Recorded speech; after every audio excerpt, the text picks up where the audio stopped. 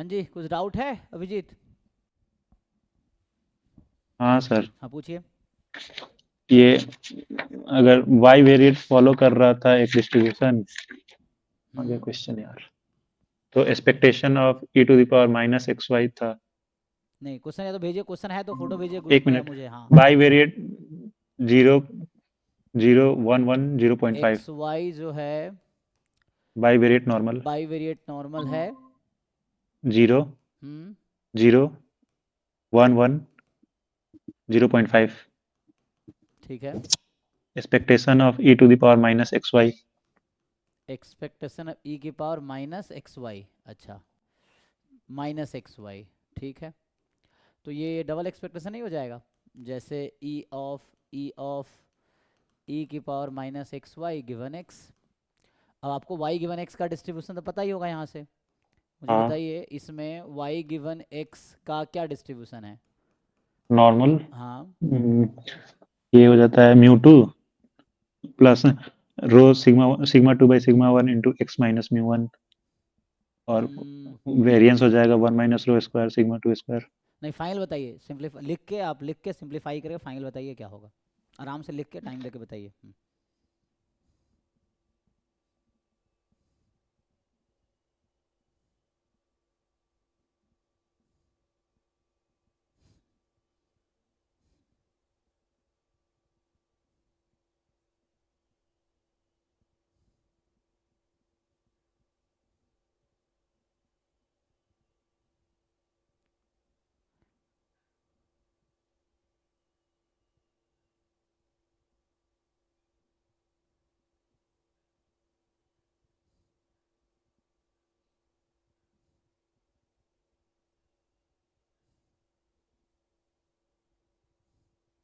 0,3/4 आ रहा है। अच्छा,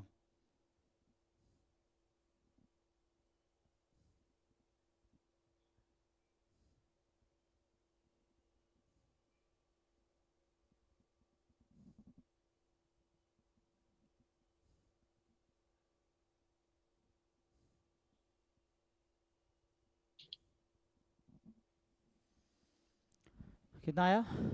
0, x/2,3/4 आ रहा है, sorry.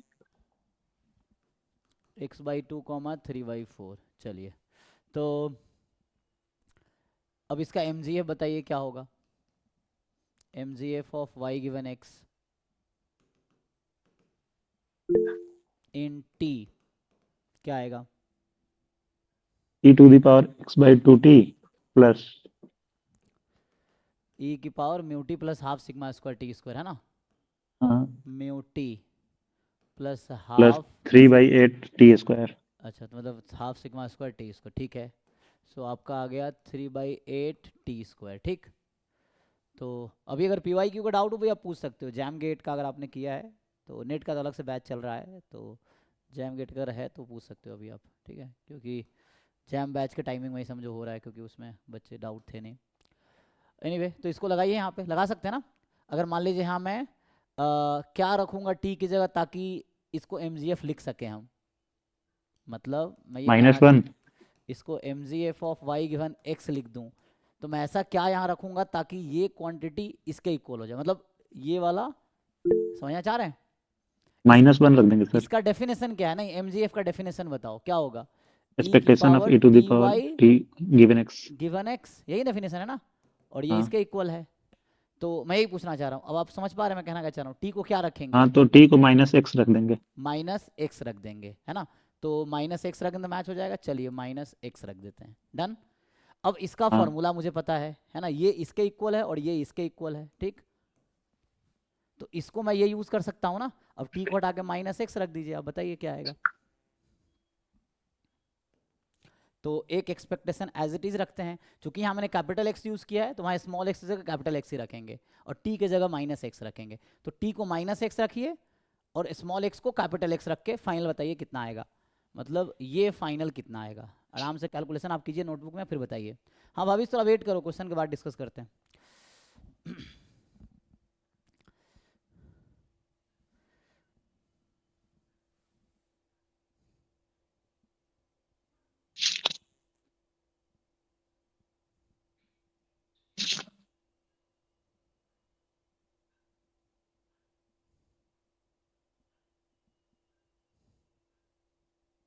e to the power minus x square by 8 आ जा रहा है क्या?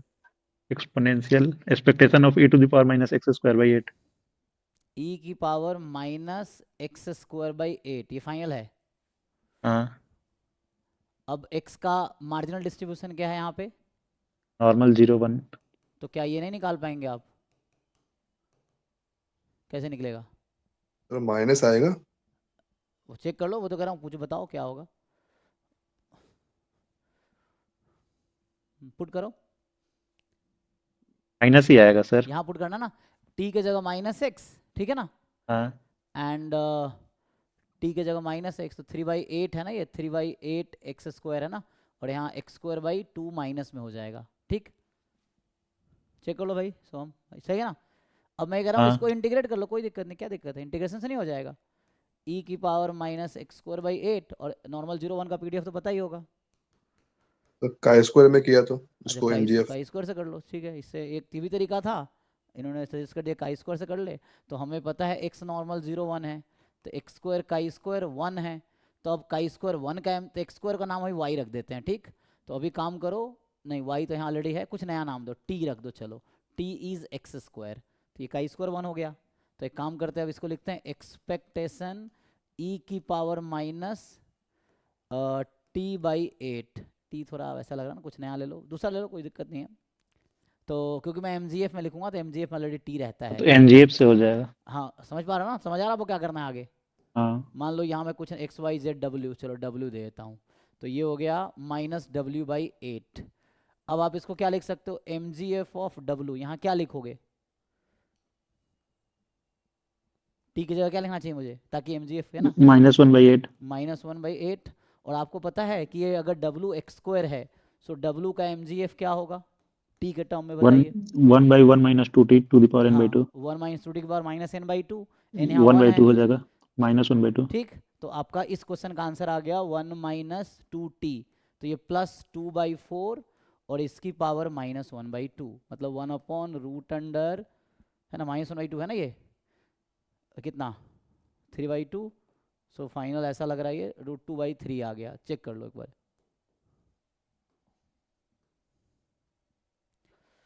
इस तरह क्वेश्चन नेट में भी आए हैं, मतलब देखो टॉपिक कॉमन है तो क्वेश्चन वैरी, कभी जैम कभी गेट कभी नेट, दिनों में सिमिलर टाइप के क्वेश्चन मिलते रहते हैं। एनीवे एक बार देख लो, कैलकुलेशन चेक कर आंसर लेना। में 2/√5 है। हाँ तो चेक करो, कहीं गलती हुआ होगा, एक बार चेक करो। So okay. शुरू से चेक करो कैलकुलेशन, अगर कैलकुलेशन एरर नहीं है तो ठीक है। अब कैलकुलेशन चेक करो ठीक से। सो 3/8, यहाँ 2/8, ये कितना था, -x रखा था ना, -x²/2, मतलब 4/8, -1/8, यहाँ तो ठीक है ना। कैलकुलेशन चेक करो, आंसर कैसे गलत आएगा, रो हमने कहीं यूज़ किया है कि नहीं, आपने रो ठीक से यूज़, ये क्या था, रो था ना, सो रो का यूज़ आया होगा यहाँ पे, राइट, रो का यूज़ यहाँ पे आया होगा। तो उसका था म्यू, जो कि था 0 प्लस रो, मतलब हाफ सिग्मा 2/सिग्मा 1, तो 1 ही हो गया, तो हाफ x माइनस म्यू, ठीक है, variance 1 minus rho square sigma 2 square, है ना। सर 1 + 1/4 होगा वहाँ, कहाँ, क्योंकि t 1/8 था जो लास्ट में काई स्क्वायर में एनजीएफ में लिखे हैं। हाँ तो कहाँ चेंज करना है बताओ, 1 + 1/4 होगा कहाँ, ओ अच्छा अच्छा, ये, क्योंकि 2 t की जगह पे 1/8 था, तो 2/8 हो जाएगा 1/4। ओ अच्छा मैंने यहाँ गलती की है ना, हाँ ठीक है ओके। तो मतलब यहाँ पे मुझे रखना था टी को 1/8, -1/8, तो +2/8 होता, मैंने 4 कर दिया, कैंसिल नहीं किया ना, तो 2/8 मतलब 1/4, तो 5/4, ओके ओके, तो 5/4 मतलब 4/5, सो 2/√5, यही है। अब सही है, देख लीजिए, वही कैलकुलेशन ठीक से कीजिएगा, वरना एग्जाम में भी गलती हो सकता है। किसी को भी जैम गेट या कहीं भी डाउट कुछ भी हो, यू कैन आस्क, ठीक है ना, क्योंकि अब PYQ बैच खत्म हो गया, अब मॉक टेस्ट डिस्कशन स्टार्ट होगा कल से, जिनको जो मॉक टेस्ट डिस्कस करना है, PYQ लग रहा है सबका हो गया है। आपको एक सेंड किया था, वो चेक करना। हैं एक आपको एक मिनट, सेंड किया। सो मिला तो नहीं है, अभी भेजो, दिन में भेजे थे क्या, अच्छा वो, ठीक है। इसमें क्या सही तो है, इसमें क्या दिक्कत आ रहा है, दिक्कत नहीं है ना, क्या लगाए हो, सेंट्रल लिमिट थ्योरम, इसमें उससे नहीं हो जाता, सेंट्रल लिमिट थ्योरम से, D part. But expectation x raise to 4 given नहीं है ना वेरिएंस के लिए। ई एक्स 0 है, वेरिएंस 1 है, तो वेरिएंस से ई एक्स स्क्वायर आ जाएगा, है ना। अच्छा, आपको चाहिए ई एक्स 4 वेरिएंस के लिए। ओके, तो मीन कितना होगा? मीन 1 आ जाएगा, नहीं?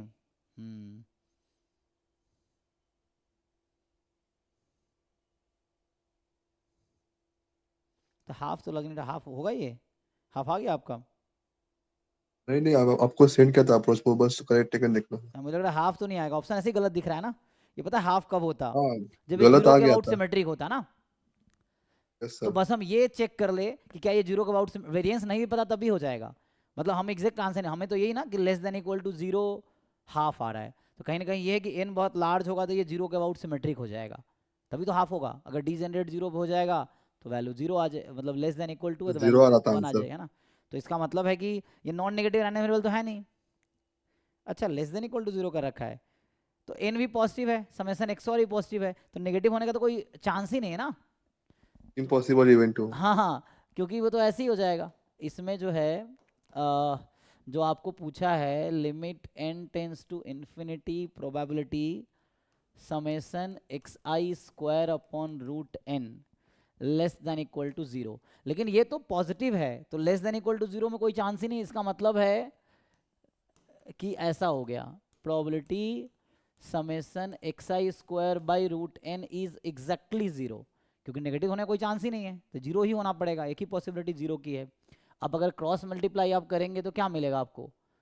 क्योंकि लिमिट तो हम बाद में पुट करते हैं ना, पहले तो प्रोबेबिलिटी निकालनी है मुझे, तो लिमिट तो मैं बाद में रखूंगा क्योंकि लिमिट बाहर है। तो यहाँ से आ गया probability summation x i square is 0। और फर्दर अगर आपने जो सॉल्व किया उससे भी सही आंसर आया है, ये एक अप्रोच है। अब सम नॉन नेगेटिव नंबर का सम 0 है तो ईच टर्म को 0 होना पड़ेगा, तो मतलब x I is 0 for all I, और एक्स आई कॉन्टिन्यूस था, डिस्क्रीट था। तो तो वेरिएंस तो गिवन होगा 1, तो वो होगा नहीं कांस्टेंट रैंडम वेरिएबल हाँ, तो। तो ये प्रोबेबिलिटी 0 पे है, तो 0 है क्योंकि मीन 0 है और वेरिएंस 1 है, तो वेरिएंस 1 डीजेनरेट 0 पे तो है नहीं, और मीन 0 है, तो ये डिस्क्रीट 0 पे तो नहीं होगा, तो प्रोबेबिलिटी कितनी आ जाएगी?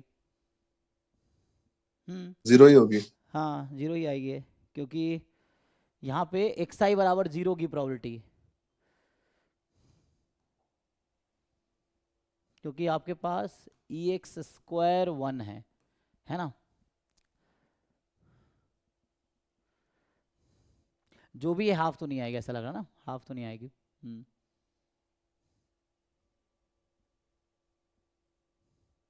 और ऐसे भी n लार्ज है ना। अब आगे सेंट्रल लिमिट थ्योरम लगाओगे तो वैसे ही मैं कह रहा हूँ कि 0 के अबाउट सिमेट्रिक तो नहीं है, तो सिमेट्रिक क्योंकि नेगेटिव हो नहीं सकता तो हाफ तो नहीं आएगा। तो एटलीस्ट जो भी है लेकिन हाफ तो नहीं आएगा, ये है ऑप्शन में हाफ लिखा है ना, तो हाफ तो नहीं आएगा। हाफ तो तब आता जब ये 0 के अबाउट सिमेट्रिक होता इंटेंसिटी के बाद, लेकिन ये सिमेट्रिक तो नहीं हो, है ना। होगा, देखो एक्स आई स्क्वायर कैसे सिमेट्रिक हो जाएगा, क्योंकि तो पॉजिटिव रैंडम वेरिएबल है, तो पॉजिटिव रैंडम 0 के अबाउट सिमेट्रिक तभी हो सकता है। कैसे होगा? डिजनरेट हो जाएगा, डिजनरेट पे 1 आ जाता है ना, ये चाहिए तो 1 आना है, 0 आना है। वो हो नहीं सकता जबकि वेरिएंस 1 है। हाँ, तो अगर डिजनरेट एट 0 होता तो वेरिएंस 0 होना पड़ता, वो है नहीं, तो ठीक है, तो ये हाफ तो नहीं आएगा, तो ये सही है। बाकी आपने जो किया वो भी, उसमें क्या किया देख लेता हूँ। तो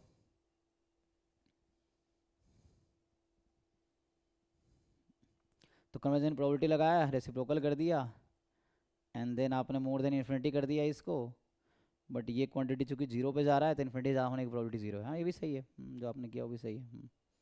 क्योंकि 0 पे जा रहा है ना इन्फिनिटी, तो इन्फिनिटी ज़्यादा हो नहीं सकता, तो 0 ही होगा। और किसी को डाउट है जी कुछ? एनी कोई भी डाउट आप पूछ सकते हो, जैम गेट नेट कहीं कभी, या कहीं कभी क्वेश्चन और फॉर्म सर के थ्रू। जैसे मतलब होता है रिजल्ट के एक्स एन कन्वर्स की प्रोबेबिलिटी टू एक्स और वाई, तो वाई पे जा रहा है तो उनका रेशियो एक्स अपन वाई पे जाता है, तो सर क्या ये ऑलमोस्ट श्योरली के लिए भी वैलिड है क्या नहीं है? ऑलमोस्ट श्योर में देखो एन नहीं है, क्योंकि यहाँ एन का रोल है ना। तो जैसे मान लीजिए आप ये कहते हैं कि probability x n converges almost surely to x अभी के लिए, तो इसका डेफिनेशन है limit n tends to infinity x n is equal to x, this is 1, यही डेफिनेशन है। सो अच्छा, बाकी किसी का डाउट था? ठीक है, आता हूँ भाई, 1 मिनट रुको। सो यहाँ पे जो है ये इसका डेफिनेशन है ना, ऑलमोस्ट श्योर का। तो अभी के लिए आप ये कह रहे हैं कि मान लीजिए मैं x n converges almost surely to x, तो ऐसा कहना चाह रहे हैं कि x n upon x almost surely converges to 1, यही ना? नहीं, मैं बोल रहा था कि एक्स एन एक्स पर कन्वर्स कर रहा है, वाई एन वाई पे कर रहा है, तो एक्स अपन वाई एन के एक्स को अपन वाई पे करेगा, ऐसा पूछ रहा था। अच्छा, वो पूछ रहे थे। तो इसमें जो है आप कह रहे हैं एक्स एन कन्वर्ज कर रहा है almost surely to x and y n converge कर रहा है ऑलमोस्ट श्योरली टू वाई। हाँ, then n upon y n converge almost surely to x upon y, अच्छा, वाई एन नॉट जीरो। ऐसा कहीं थ्योरम मिला है आप लोगों को, कभी कहीं देखा आपने? ये इन जनरल ट्रू पूछ रहा नहीं था है बस। शायद, this is not true in general.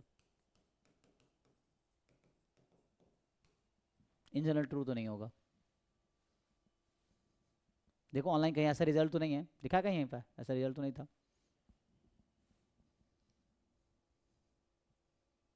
Not true है ना, इन जनरल ट्रू नहीं है।